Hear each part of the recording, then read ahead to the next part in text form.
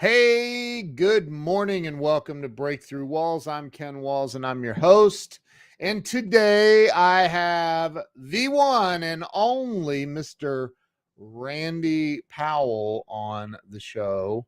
So do me a favor, do your friends and family a favor, do everybody a favor, and go on ahead and share this out.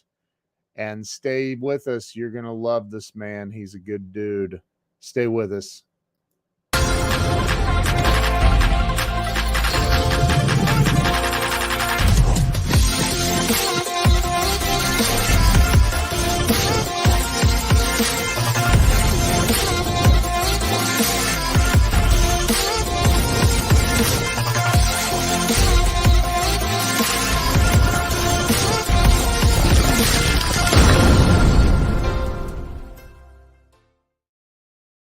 And we are back. Let me bring Randy on the show.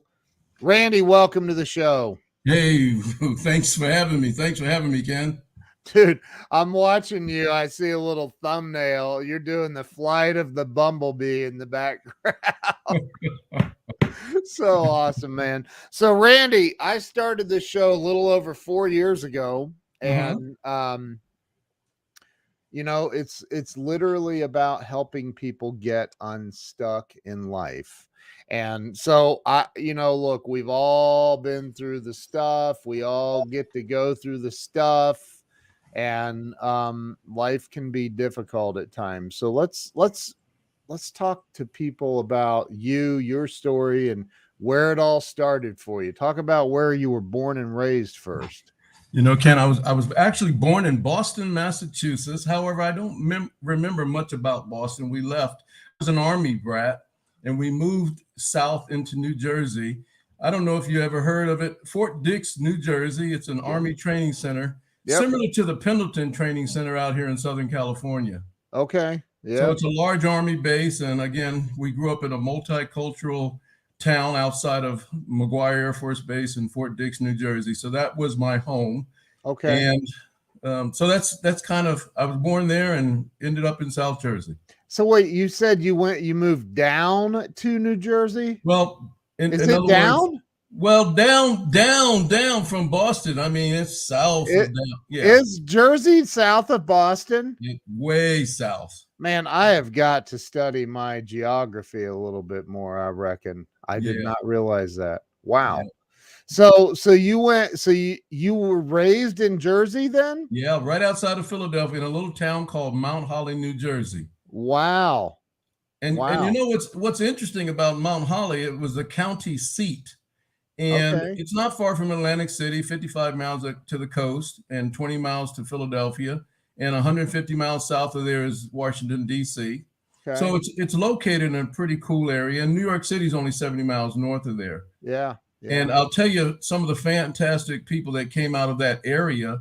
Carl Lewis, he grew up in Willingboro, New Jersey, the track star, the famous track star. Yep. And I went to the same high school as Franco Harris, who played with the Pittsburgh Steelers.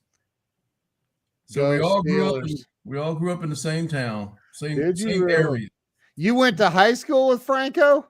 I was a freshman and he was going on to bigger and better things. Oh, got it. Yeah. Wow. Yeah. Wow. Yeah, that was back in the day then. Back in the day.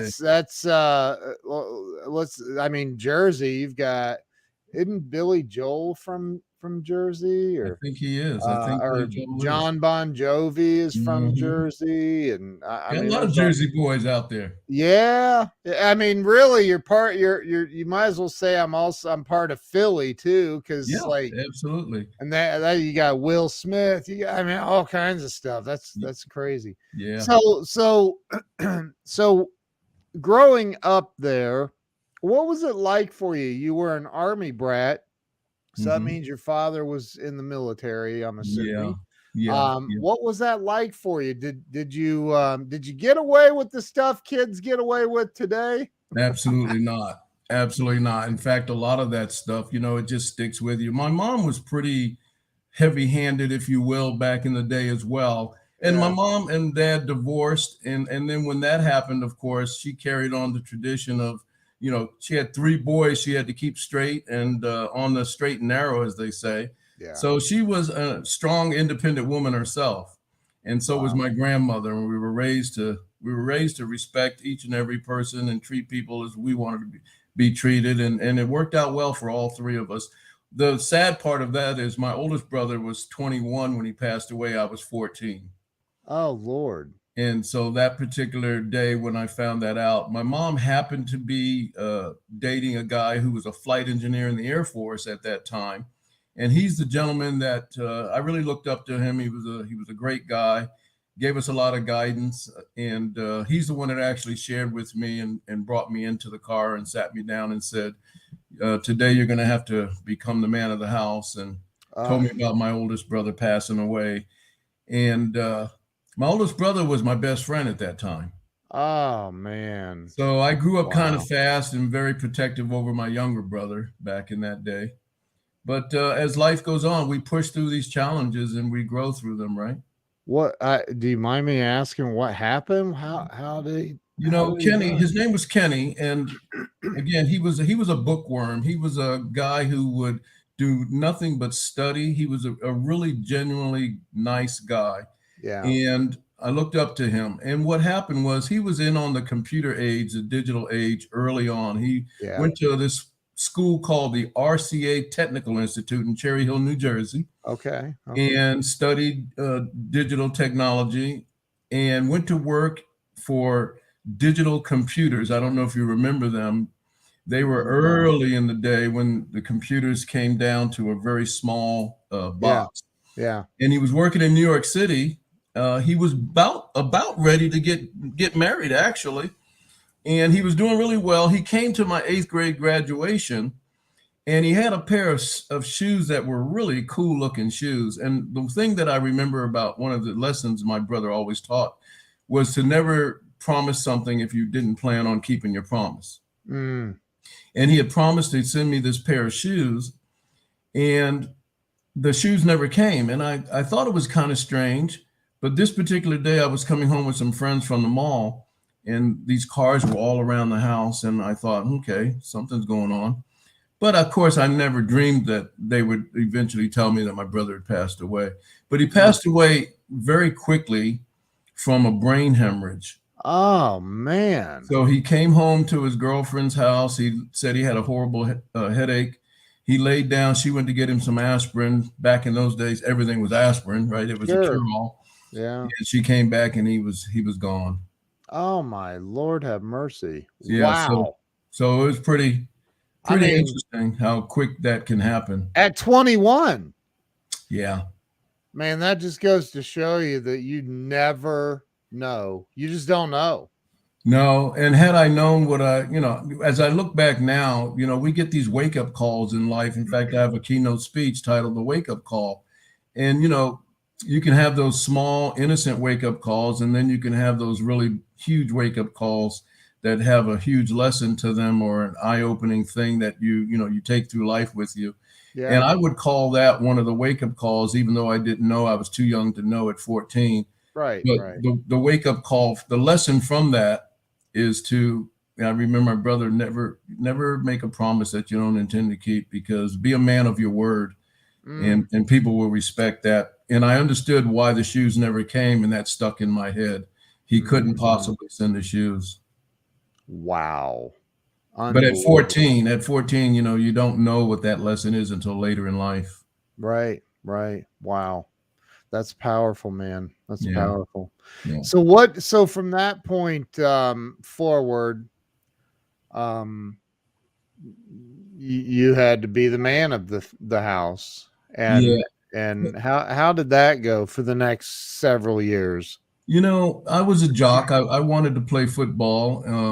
All young men, that are jocks, or in those days, I ran track. I did some things on the track field, but football I was crazy about football, and I played defensive back.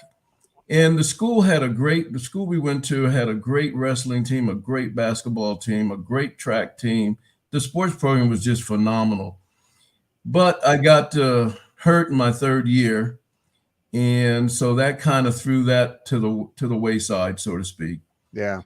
But being the man of the house, taking care of my mother, she worked 2 jobs, and it was just one of those things where you did everything you could do to keep the house going, from cooking to cleaning to taking care of my brother and looking out for him and trying to be some sense of normalcy, having some Yeah. sense of normalcy.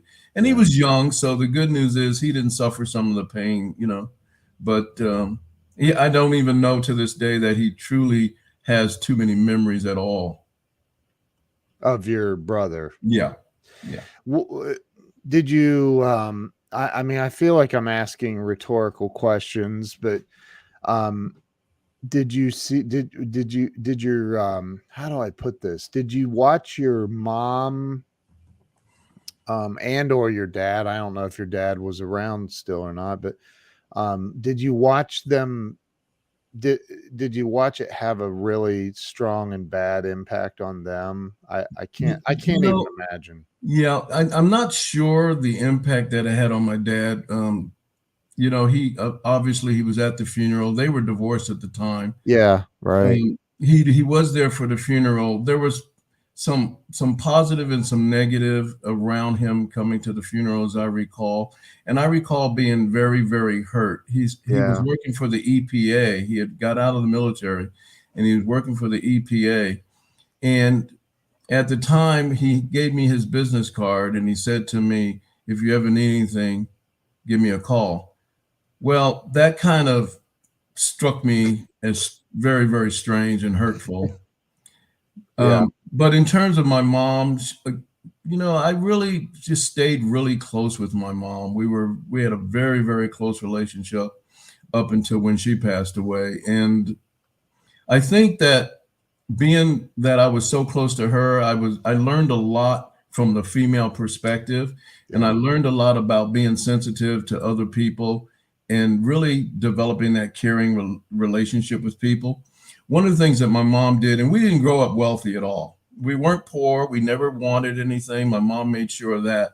But we weren't, you know, my mom bought her first house for $15,000 on the other side of town in a better neighborhood. And she worked really hard to buy that home. It was 3 floors. The 3rd floor had an apartment, and she rented that out. And like I said, we never really wanted for anything. We had everything we needed, but we weren't anywhere close to being well off or wealthy or anything like that. But what was most important to my mom was community and helping young men. All of my life, I remember her bringing either young men into the house to kind of, I would say, kind of sort of guide them and raise them a little bit. If they didn't have a place to go, if they were headed down the wrong road, she did a lot to curb their appetite for trouble and things of that nature. And she put a lot of young men on the right path. And that kind of rubbed off, you know, with me throughout my life. Yeah. It explains why you do what you do today. I didn't know that years ago, though. Right. It's funny how we look back and go, okay, that event or this thing happened, and that kind of guided my, you know, it's crazy. So you went to I want to say in West Philadelphia, but it wasn't. It was the other side. You know, it's kind of like the first time I went to Longview, Texas. I used to work for Fleetwood motorhomes, travel trailers. And we had a travel trailer in Longview. And the first time I went from corporate office out here to Longview, they greeted me and they said, "Well, where are you from?" And I said, "I'm from Southern California, Riverside, California." And they said, "Oh, you mean West Texas?" Oh, gee, is that what? Oh my God! So that's my first lesson about how big Texas is, right? Texas is huge. We're going there this week. So you, I mean, you went to high school, you graduated, I'm assuming. Did you go to college? I went to college later in life. What happened with me, I had a girlfriend, and her father was a warrant officer, and he was a recruiter with the Air National Guard. Out there at March Air Force, or at McGuire Air Force Base. So what happened was he asked me a question one day. He said, "Had I ever thought about going into the Air Force or the Air Force Reserve or the National Guard. And I said, no, I guess I hadn't really thought about it. You know, I studied art as a young man, and my mom wanted me to go to art school. Mm. And I had won many contests, oil paintings and things of that nature. I took private art lessons as a young kid. And so I had this thing for art, but I went ahead and ended up joining and went into the Air Force. Oh, wow. And I started off and I was 19 years old. I started off as a jet engine mechanic. And then I went into explosive safety, weapon systems, and those kinds of things. Wow. And then I spent a lot of time kind of moving within the organization, within the departments that I was at. And then I left after 22 years and I went to work for Northrop. Wait a minute. You were in the Air Force for 22 years? Yeah. Well, first off, thank you for your service. Oh, thank you. Second, it seems almost like it was a second thought, like an accident almost. Well, it was because I was trying to find, I wasn't really sure what I wanted to do. I wasn't sure. So that kind of was an accident. I kind of got guided over there. Yeah. And it turned out really well. I think part of it was if I was going to date his daughter, maybe he thought I should have some kind of security. Right? That's not a bad idea. No. And, back in those days, we need a lot of guidance, Yeah. So what happened was I left there and then I went to work for Northrop in advanced programs in Los Angeles and worked on some special projects. Wow. Because of the explosive safety background. Now, were you ever an officer in the Air Force? No, I was an NCO. No, I was NCO. I left as a master sergeant. Okay. Mm-hmm. Okay. Yeah. So, now was this the Air Guard or was it It was the Air Guard. Okay. So I did some active duty, but it was primarily the Air Guard. When I left, I was running the ground safety office. So I was in charge of all of the safety activities on the ground. And then, of course, my boss was the chief of safety, and he was responsible for flight operations. So we worked together. Mm-hmm. That's awesome. He was an officer. He was a colonel. That's awesome. Well, my nephew's an F-16 pilot in the Ohio Air Guard. Awesome. So, yeah. So, but again, thank you for your service. And so you went to work for Northrop. Is it just Northrop or was it Northrop? Back then it was Northrop. Now it's Northrop Grumman. Grumman. That's it. Yeah. Okay. So now how long did you do that? I was at Northrop for 3 years. Okay. And so what happened, we had some guys, it was a special operation. And what happened, my boss was retired Air Force. Okay. And he brought in a group of guys that were all out of the service, right? Yep. But we all had specialty areas. So the things that we were working on there, we all kind of really gelled together very well. Okay. And so that led to a few people deciding they wanted to leave because we were running out of time. We were testing some things, and if the things worked out well, and politics is involved in there, and how soon we're going to grow the program and all that. So some people ended up going up to the high desert. And what happened for me, I stayed. I had a 60-day notice, but the 60-day notice was because we knew that the program was going to be put on the shelf that we were working on. Yeah. Well, they were doing some things up in the B2 division up in the high desert. And I had a couple of the guys that I knew that were in my department that worked in the high desert. So I kind of let them realize that, hey, these guys live up there. Maybe they would want to transfer to the B2 division. So I kind of looked out for other people, and they got jobs with the B2 division. They transferred. Lo and behold, I was going to my last meeting, and they found out I was being let go because of the program shut down or being put on the shelf. Yeah. And they said, why didn't you tell us? And I said, well, because those guys live up there. I live in the low desert. So they're closer to the B2 division. Why would I not, make sure they had a home? Right. And so they said, no, that's not going to work. We're going to take you as well. So I ended up going up to the B2 division for a little while. Wow. And then I was at a meeting with a group of guys for the it was ASSE, the Association of Safety and Engineers, and we were at a dinner. And one of the guys said, "Hey, you should come work for Fleetwood Enterprises." And I said, "I should." Well, what's Fleetwood? Right. And they said, "Oh my goodness, Fleetwood Enterprises, we're the largest manufacturer of motorhomes and travel trailers and blah, blah, blah. And we're in Riverside, California." So I said, "Okay, well, maybe I'll come visit you guys." So I did. And long story short, I ended up going to work for Fleetwood. Wow.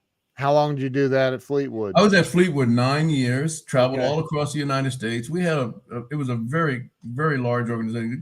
It was a multi-billion-dollar company. Sure. And it was a really good company. But what happened, I started seeing them that, the senior leaders started retiring. Yeah. And you know how that transitional period goes. And they started bringing in people that didn't really know the business like our leaders. Yeah. And I thought, maybe it's time to move on. You get those messages, those innocent wake-up calls, right? Maybe it's time to shift. So I ended up shifting and going over to Miller Brewing Company in Irwindale, California, on the way to Pasadena. Okay. And I ended up going there as a safety and security manager, and I was at Miller for 3 years. Wow. Yeah. Wow. And that was a crazy experience. It's, we say it's just beer, but it was a large operation. It's 24/7. I had 3 departments under me, and there was always something exciting going on.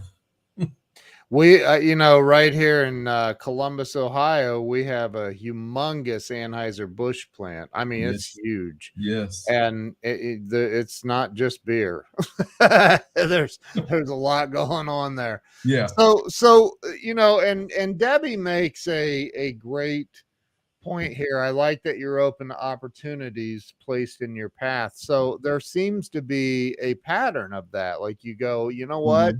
I can move on from this over here to this and no problem. Let's roll. Let's do it. Right. Where do you think, and I liken that to an entrepreneur's spirit, right? Like where do you think that originates in you? Where does that come from? Well, I tell everybody, my wife and her, well, let me back up. I didn't necessarily grow up with the entrepreneur mindset. Back in the day, so to speak, you were taught to get a good job, go to school, get a better job. And that was the mindset. And your parents meant well, but unless you grew up in an environment where there were business owners and that sort of stuff, it didn't rub off. Right. So I don't call myself a natural, if there is such a thing, a natural entrepreneur. I'm learning, I'm work in progress. But what happened was I married a great young lady, and by nature, she is an entrepreneur. And even though she came out of the business world like I did, she migrated into it much quicker, faster. But her father was a natural entrepreneur as well. And I think that's where she got it. So some of the influence came from watching her go from private industry into creating her own company, her own business. So my wife owns an accounting firm, small accounting firm, but also does CFO work and things of that nature. So she's got that move around spirit. And I think watching her made it a little easier for me, because she kind of pushed me a little when she said, do it for fun or do it for serious, but let's get moving. I love that. So she said, do it as a hobby or just make a business out of it, but make up your mind. And I had never had anyone say that to me with love and care and all that. So what happened, actually, I never thought that I had a gift for speaking or communicating or sharing or connecting with people from that sense. But I'd always been in a leadership role in all of my history, whether it was in the military, whether it was in, just in business itself. And because of that, I think that part of it, when I first started thinking about what my wife had to say, but how the whole thing started, Ken, is in terms of where I am today and what led me to where I am today. There were some other wake-up calls in life that occurred, and I share a few of them, but I'll share the one that got me where I am now. Sure. I have been working since I was 14 years old. My first job, my mom would allow me to ride a bus all the way to Pensacola, New Jersey from Mount Holly. And I had to change buses twice. And her thing was, if you work, I'll come get you at night at 10 o'clock when the mart closes. And she never failed. She was always there to pick me up. Wow. And so as I moved forward, and I had always been working all of my life, in 2013, I went to work. Well, I was working for the smallest company I had ever worked for. And there again, the founder of the company passed away, and there were some other things that jiggled and all that and happened and shifted. Yep. And I started speaking up because I saw some things that didn't fit well with me. And, you know, you have to stand for something, right? So I kind of stood up for some things. And long story short, I came to work one day and they said, you're no longer on our team. And that was in 2013. And I had never, ever had a bad report from any company I've ever worked for. I always excelled in every angle, everything I did, because I thought if I learn this, no one can take it away from me, right? So in 2013, when that happened, I actually got in the car. I was shocked. I got in the car and I drove around. I live in a pretty good sized little town here, Temecula, California. I don't know if you've ever been here. I haven't. But I was riding around the town a little bit and I'm like, how am I going to tell my wife I actually lost my job? And I was kind of in shock. And I drove home and I told my wife, I said, honey, I lost my job. But what you don't know, Ken, I had already been connected because of my wife with Toastmasters. And the reason she connected me with Toastmasters is through her boss, who said, hey, has Randy ever sat down with a coach?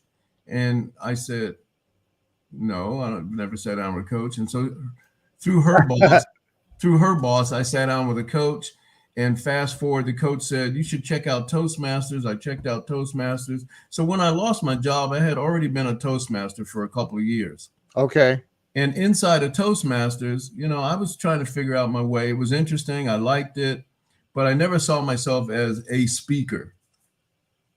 But I was having fun and there were some great people there. So when I lost my job, I had already secured a coach by the name of Cheryl Rouse. She's a wonderful international speaker. She's an accredited speaker with Toastmasters International. And she was in San Diego at the time. She's now relocated to upstate New York. But anyhow, Cheryl had sat down with me when she first started coaching me. And she said, don't give up your day job until you figure out speaking and you're actually getting paid for it. And I said, okay. So in 2013, I had to sit down with her in San Diego with my wife and let her know that I lost my job. Wow. And she said, great, you've just been freed up to do what you're supposed to do. Well, at the time, I wasn't feeling that, you know. No, right, yeah. And I looked at my wife. I looked at my wife, and she looked at me, and I'm like, I know I got this look like, what is Cheryl talking about? So we drove home talking about it and everything. We had a nice lunch with Cheryl, and she said, Randy, just go back, look at everything you've done, put it all together, and think about where you're going next. But you got to go back in time and look at where you've traveled, the road you've traveled. Yeah. And I didn't understand what she was saying at the time. So we, you know, Susan and I, my wife, drove home, and one thing led to another, and started realizing through Toastmasters that there was something there, even though I never really wanted to speak. I just didn't. I didn't think I had anything to say that would help people or would add value to people. But I wrote a family prayer, Ken, and my family, a lot of my family's in Ohio. A lot of my family, my brother lives in Columbus, Ohio, runs a tech company that he started from scratch. Yeah, you know that's where I am, right? I do. Okay. So his company is Brown Enterprises, and his name is George Brown. And my mother was married twice, so that's where the Brown comes from. My last name's Powell. And but a lot of my family's in Toledo, Chicago, all in the Midwest. Wow. Yeah. And so what happened was I wrote a family prayer, and I wrote it in one night. And then we went to the reunion, and people were standing up on chairs and all that. And on the way home, we're on the plane, and my wife says, that's what you're supposed to be doing. And I said, what? She said, you're supposed to be speaking to people. And I said, you're crazy. That's not going to happen. It was just a family prayer. And, right. And so she said, I'm telling you, sweetheart, that's what you're supposed to be doing. So, you know, I did like most good husbands, as I say on stage, and I ignored her for 2 years. Right. Right. But you know, as things go, and God being who He is and everything, with Right. Toastmasters in the picture and her saying that, and one thing led to another. My first keynote was with Toastmasters, Wow. and so that was, there were about 300 people in the audience at that time, and it went really well. And so the real wake up call and transition came from being a part of Toastmasters as well, even though my wife led me to that, because I gave that keynote, and then I was speaking again a year later, and this all happened at the same place, Cal Baptist University in Riverside, which is a private university. Yeah. A lady came up to me. They were taking the microphones off of me, and I was in the back of the room, and people were breaking out, going to the breakout rooms. Yeah. And a lady came up to me. She said, "Randy, you don't know me." And I still get choked up when I share this little bit of story, and I won't go into it too deep. But she came up to me. She said, "You don't know me, but I wanted to say something to you and say thank you." And I said, "Well, what are you saying thank you to me for?" And she said, "Well, I heard you a year ago, and I wanted to come back and hear you again, but I was in a bad place a year ago, and when I was leaving here, I was thinking, or when I came here, I was thinking maybe it's just time to end it all, but I ended up coming here today and hearing you. And when I left here, I was driving and I decided that I'm going to give myself another chance." Wow. And I looked at her, and I'm in shock. They finally get the wires off of me, and I said, I didn't know what to say. I just said thank you very much, and I almost ran to the bathroom. I had a 3-piece suit on. I was all decked up, and I started splashing water in the men's room, splashing water in my face, because I couldn't believe somebody had came to me and said that they were thanking me for turning their life around because something bad was about to happen to them. They were in that much trouble. And I never understood, suicide or any of that. I just, it's just so far from, I love life. Yeah. And when I came out of the bathroom, I know the guys in the bathroom were probably looking at me like, what the heck, what's going on with me? Yeah. So that happened. And that was a wake-up moment for me. And then a couple other things happened within the Toastmasters world, where a gentleman was down and out, and he came to the club, and he had lost everything in Mexico. And he asked me would I sit down with him on Saturdays. He had to rebuild. He brought his parents here, and he had to rebuild and start another business and try to get back on his feet. But he left there. He was in trouble. They were in trouble down there. And so I told him, I said, yeah, I'll sit down with you. And I told my wife, and she said, you're going to sit down with this guy every Saturday? I said, yeah, but he needs somebody to sit down with him. So I did. I sat down with him for about a year, and I didn't do much. I just sat with him and listened and tried to give him some thoughts about what I would do. And lo and behold, at one of the other conferences, he came to me. He put a letter in my jacket. He says, hey, Randy, or envelope. He said, I got to go, but I just wanted you to have this. And you know what, Ken? The funny thing about it, I went to the car and I took off my sport coat that day. And it's about 4:00 in the evening, conference is over. And I remember that envelope, and I pulled it out. I'm sitting in the car and I open it up and I start reading. It's just a simple 1-page letter. Yeah. And I'm a big guy, and I started getting choked up because here's this guy thanking me for pretty much helping him turn his life around. And he loves salsa dancing. He ended up with a professional salsa dancer out of LA, and life just went on for him, and things just turned around well for him. And I couldn't read the letter by myself all the way through. So what happened was I called my wife. And I won't say what the gentleman's name is. And she said, honey, just bring the letter home. We'll finish it together. So I did. I got home and we sat on the couch and we finished the letter together. And my wife looked at me and she said, sweetheart, I told you this is what you're supposed to be doing. Yeah. So that's kind of how I ended up just continuing. And I said to myself, I was driving home one day and I had another incident like that. And I finally said, okay, Lord, I'm going to take this serious. If this is what I'm supposed to be doing, sharing, support and courage and hope for other people, then I'm just going to go ahead and do it. So if speaking's the way I'm going to do it, so be it. And speaking led to coaching, and that's where I'm at today. Wow. So I want to back up to because Eric Flanoy, a buddy of mine, is on here saying I should join Toastmasters. I've never been in Toastmasters yet. I'm a speaker. Mhm. I think it's powerful. Your story is powerful in the sense of you know, it's even biblical that in the beginning was the word and the word was God, and people like you don't and me, we don't realize how powerful our words are when we're speaking to people, Right. right? But Very much. So. we literally are everybody, I believe everybody, not everybody uses it, but I believe everybody on this planet is given the ability to shape and help form the future for anybody, for Yeah. just by the words that we breathe or speak into them. And so talk a little bit about that, because I want you to I want people to wake up to this, what you're talking about. You went to Toastmasters, you had no intent, you go to Toastmasters to become a speaker, right? Yep. Yet you didn't have any intention really of ever you were dipping your toe in the edge of the right, No, not at and all. now here you are, man, and you're Yeah. a paid speaker, right? Yes. Yeah. Yeah, I Yeah. paid you a lot just to be on here. It's an honor and a privilege to be here. But Yeah, Ken, you're an awesome person. I met you.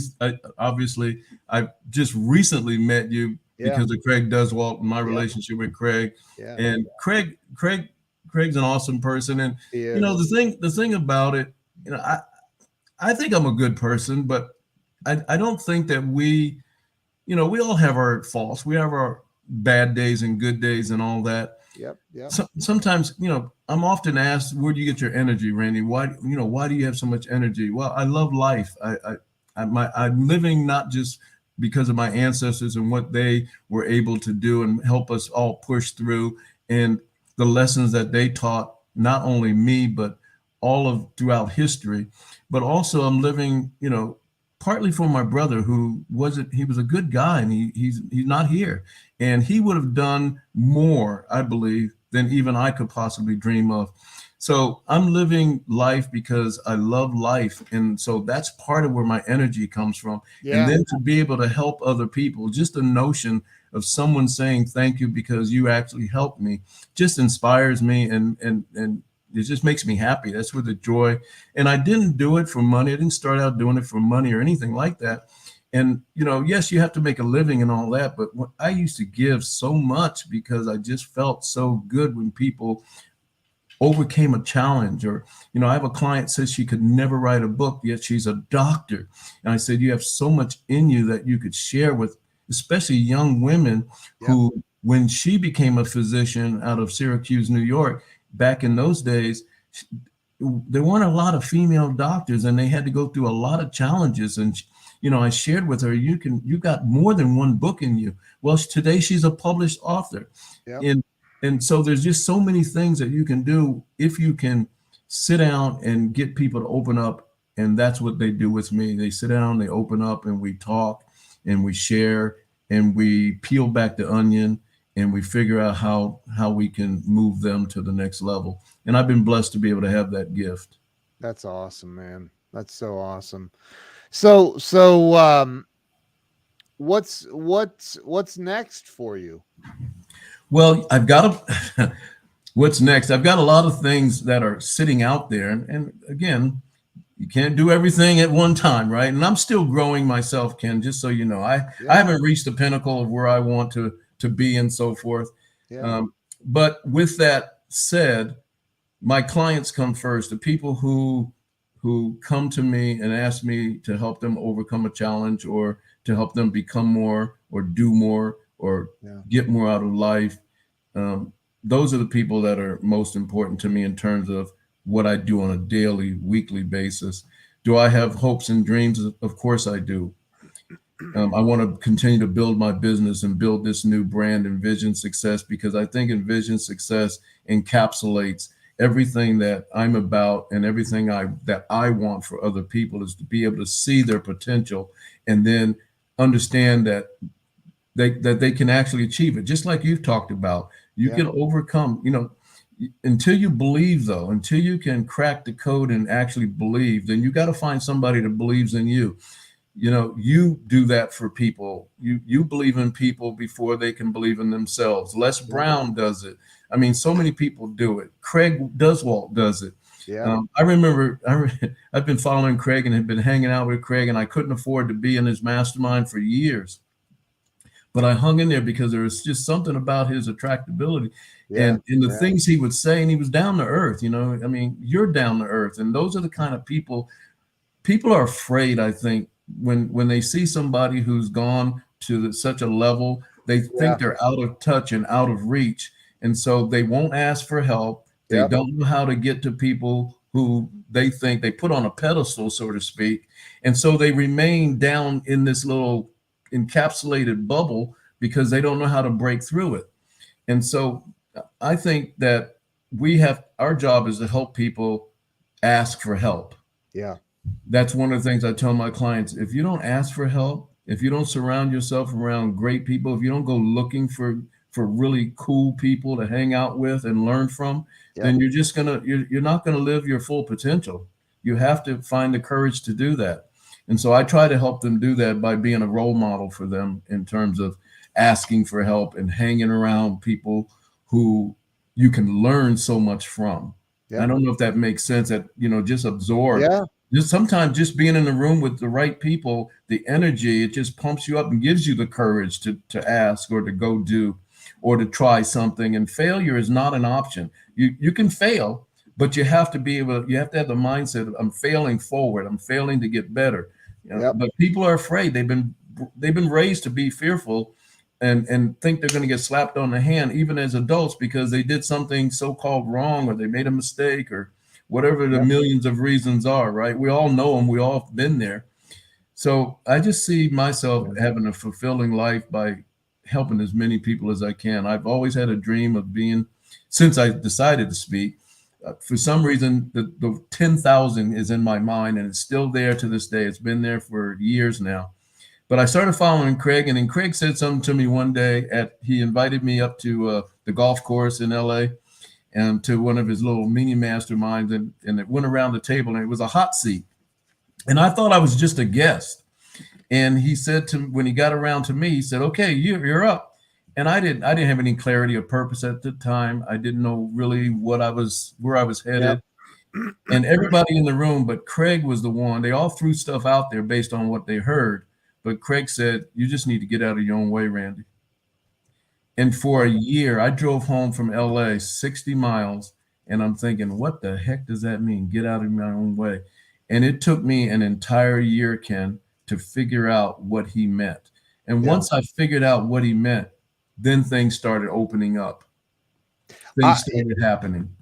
I think about the, you know, Grant Cardone is a friend of mine and a mentor of mine. And I can remember, you know, I had built a decent sized business, but, you know, I was in a position where I needed to make a decision on,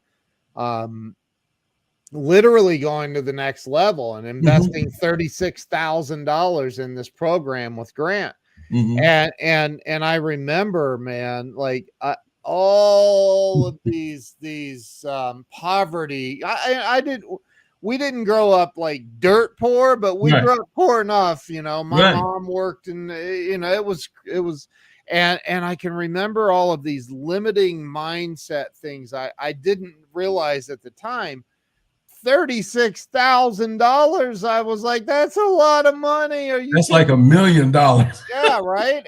And so you know, I see people with a lack mentality that are stuck in a poverty mindset of, well, I can't but I've learned this, that by investing, and I've invested a heck of a lot more than that with Grant now and many other people, but by investing in yourself, and it literally gives you the ability to provide your clients with better service and everything else, right? So I've been there, man. I've been in that position where you're like, oh man, I gotta but you realize, like, if I'm ever going to get to that next level that I really want to get to, then I've got to take that leap of faith in myself and God and everything else. So, let me ask you a question. Mm-hmm. What do you think, in your opinion? Now, the number one answer to this is fear, so you have to do better. Okay. But what do you think holds people back in life from achieving two things? Number one, real financial success. And number two, and I do think these two things are related, happiness and freedom in life. Like, what, look, because I know this, I've been homeless and broke, and that was no fun. And I've been wealthy, and that's way better. Mm-hmm. So I do know that, being financially stable and financially successful can have an impact on one's happiness. It's not that it's, I love people who go, money's not everything. And I love what Grant says. Well, you're broke, aren't you? So, like, what do you think stops people, holds them back in life, man? What's the number one thing in your opinion? Well, I don't know if it's the number one thing, but I'll sure try to get really close. First of all, I agree with you. The money mindset thing. We're not all raised with the understanding of the type of mindset you have to have or you should have, and we don't understand what we can do with money if we actually have money. That's Right. number one. So I think, but prior to that, I think what holds a lot of people up from success or taking a risk is they haven't dealt with their gremlins. And I talk about that a lot in my blueprint for success. The first thing that, even though I talk a lot about purpose and my goal is to help people identify their purpose so that they move from where they are to where they want to be, you cannot do that if you haven't dealt with your gremlins. And those gremlins are things that have held everyone back, not only from fear, but being told you're not worth anything, to all the things, the ugly things that have been told to people that shocked them early in life that they carry into adulthood. So I think dealing with your gremlins and reassigning your gremlins is the first thing. First, identifying what they are. One man said to me, one client said his procrastination is his biggest problem. Well, it's not procrastination. It's the anxiety that he's built around certain things that causes him to procrastinate. So Right. that's the same thing as someone saying, well, I have a fear of heights. Well, is it really the fear of heights or is it something else? So I think dealing with the gremlins is number one. And then number two, in terms of the money mindset, understanding that freedom and happiness are connected to being able to help yourself financially and take care of other people and do things that you wouldn't be able to do if you had the finances. If you don't have the finances to help other people, then how are you going to ever reach that pinnacle where you're really, truly enjoying life? So I think it's a little bit of both of those two things, understanding the finance. We're not taught financial literacy. We're not really taught the secrets to wealth and how to create wealth. So what happens is a lot of people start out really late. They might get a clue later in life, but now they're up against the clock because many people who were brought up in an environment where their fathers or mothers were together, and they were business people and they had the money mindset right and they had the financial literacy right and they understood. And we don't teach it in school. We don't teach the right things in school about finances and how to create wealth. And why isn't that stuff taught in school? Well, if it was taught in school, then you'd have a lot less laborers and a lot more people becoming creators of something. Because, Thank you. So School's a trap, y'all. Well, we need it, but we also have to watch it too. I'll tell you something, man. I'm a high school dropout. I left in 12th grade and I never looked back. I never got a GED because I thought that's an admission of failure. I'm not doing it. But I remember when I had Brian Tracy on the show, because 30 years ago, I started listening to Brian Tracy when I realized I'm an idiot. I need to educate myself. Like, I need to take responsibility and start reading books and so Brian Tracy, I'll never forget back in 30 years ago or so when he said he was a high school dropout. And I was like, no, that's amazing. Yes. I finally felt like there was hope for my life. Right. So, I And think that it's about it's applying yourself, man. It's about going, I'm going to take responsibility for my education. I'm going to read the books. I'm going to do the work. Yep, absolutely. And I did, like you said earlier, you asked me about college. I went in the Air Force and I did take courses in the community college of the Air Force, and I got my associate's degree in safety. And then when I got out, I still hadn't had my 4-year degree yet. I got my 4-year degree here at a private university, University of Redlands. Yeah. And so school was always important to me. Education was important to me, but the most important thing was actually getting out and doing something, taking action. And it just so happens that entrepreneurial stuff wasn't in my mindset at that time. Now it's all I think about. Yep. And all I think about is creating value and creating, this thing called wealth. Now, wealth in my mindset is going to be a little different than somebody like you who's done it for a long time. So I'm inching my way towards that, but I absolutely believe you can't help the world if you don't have anything to help them with. I say that all the time, man. Like you can't, like you ain't helping nobody if you're broke. Abraham Lincoln said the best way to help the poor is to not be one of them. That's right. That's right. Dude, you can't, I love that, man. And my mom used to always say, you can't worry about somebody. We had a big backyard. We did have a lot of grass, and I had to cut that grass all the time. And she would say, you can't worry about other people's yard until your yard is mowed nice and clean too. Amen. It's the same kind of mindset, right? It's the truth.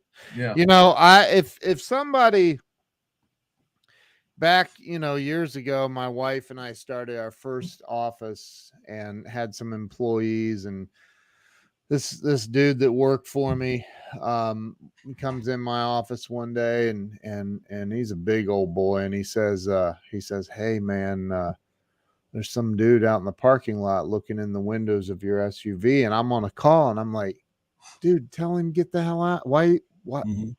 You're bigger than me. Get rid of him, right? Like, and he's like, he's got it blocked with a tow truck.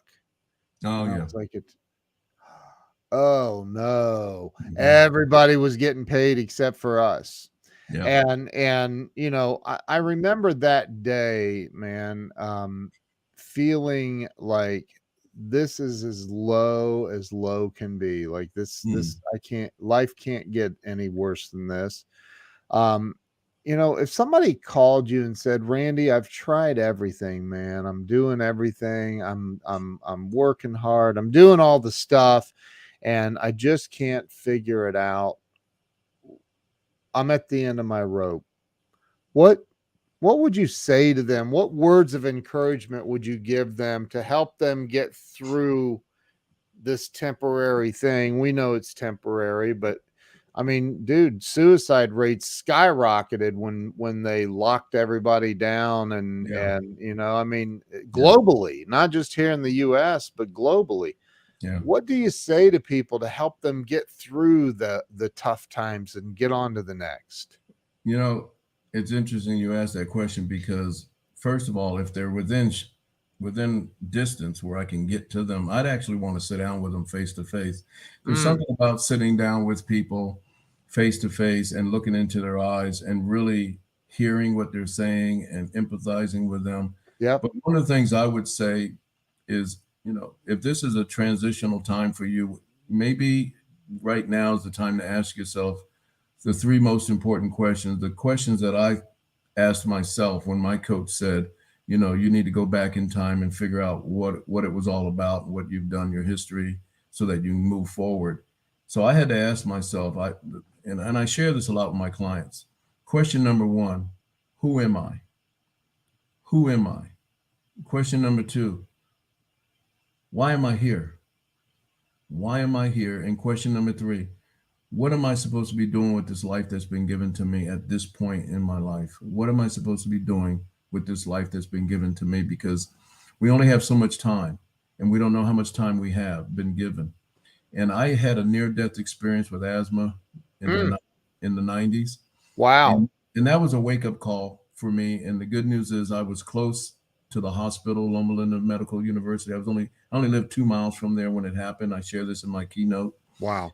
It was one of the big wake-up calls, because I had never had a specialist, always a general practitioner. And the lesson out of that, when I got to the emergency room, I got out of the car, but I passed out and woke up 3 days later intubated. And they told my wife that they weren't sure because I had 0% lung capacity or oxygen. They didn't think they could bring me back, but they were going to do everything they could. And here I am to this day. So there's something still left for us to do if we have life in us. Yep. And I believe that with all my heart and all my soul. And knowing that, you know, he gave me another chance. What I said to him when I was in this place, traveling to this place, I asked God, I said, you know, a lot of people think, you know, it's kind of strange to have a near-death experience. I don't know that it is, but I asked him if I could just see my boys grow up to be the fine young men that I hoped they would be, then everything would be okay and I would go with him. And he actually let me come back. And I also tell people, be careful what you ask for, because I should have asked if I could see my grandkids grow up. Oh, geez. So be careful, even in that place, be careful what you ask for, because, you know, but, you know, so that was in the 90s. And, you know, here it is 2022, and through COVID, and I still have upper respiratory disease. I have asthma. It's under control, been under control for years. Yeah. And here I am still kicking. So there's some reason why I'm here. And I figured out that my purpose is to communicate and speak and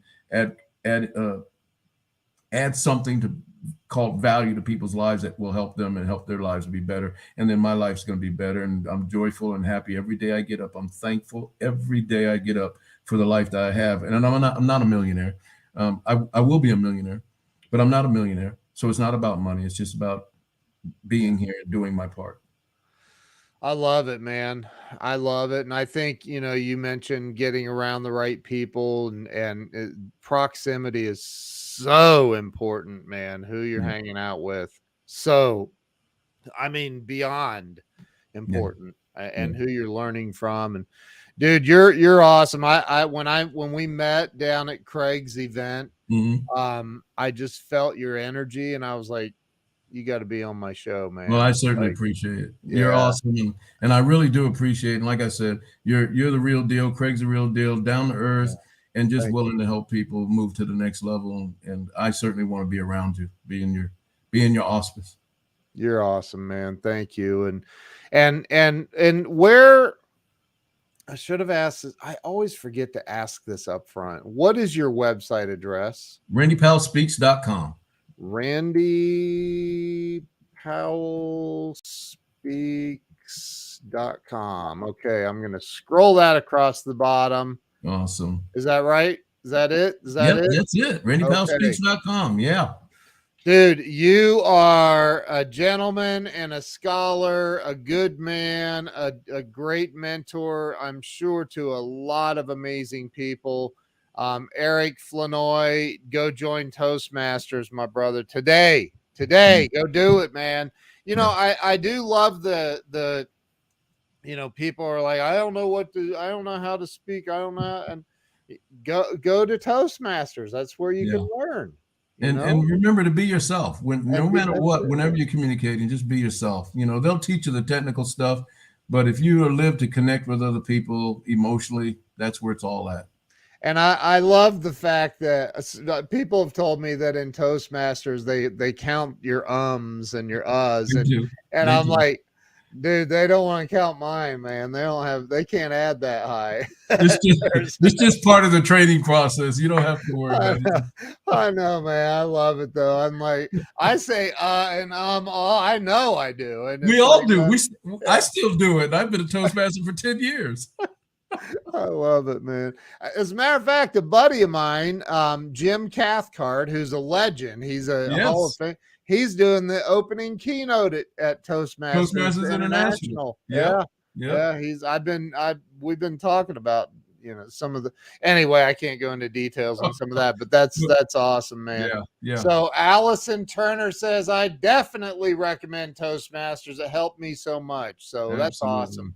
Yeah. That is so awesome. So Randy Powell, you, my friend, are a rock star. I'm going to end the live stream. Thank you for being here today and sharing your heart and your soul and your story. Everybody, make sure you go to RandyPowellSpeaks.com. Follow this guy. You're on social media, I'm assuming. Go follow Randy everywhere. Are we friends on Facebook? I hope so. If not, we'll have to do that. I mean, come on, man. Come on.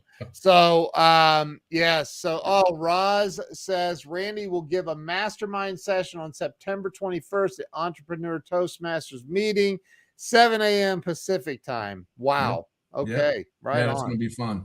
Right on. All right, everybody go over to Randy Powell Speaks. Follow Randy everywhere. And hey, man, thank you again. I appreciate you being here. Thank you. All right. See you guys later. Have a great day.